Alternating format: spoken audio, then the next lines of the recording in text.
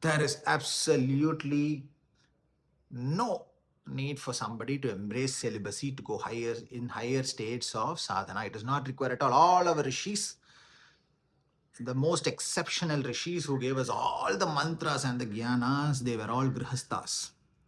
They had their divine consorts. Divine consort, don't immediately think that they were divine. So that is why they could have consorts. They were married, they lived a life in a hut, in forests, had children, and then still today are known as the highest states where the divine projects themselves through these rishis who lived the life of grihasthas. Why should you do that? What is the point of it? Why should somebody like you and me choose to be a grihastha and not renunciate? Because renunciation is rejection of anything.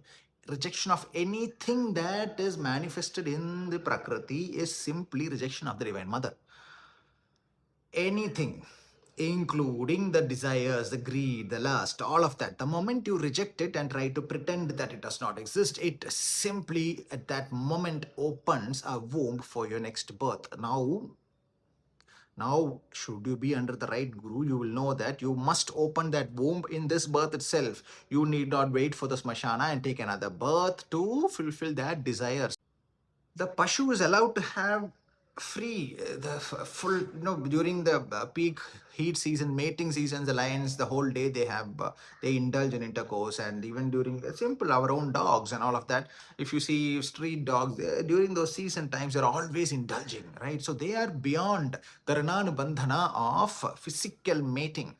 However, we are not, because we are granted with the higher senses. We are given the highest birth as human beings. So now take the example of the rishis. The rishis procreate and pass on their bloodlines. Post that, they renunciate everything and walk off.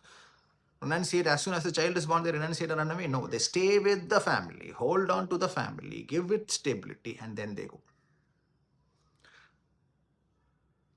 This act of placing their seed in the womb and procreating alone gives them higher states of jnana, because they have also done the duties to the bodies. Every desire that they kept within their body is also granted a liberation. It was never kept starved. This is the secret.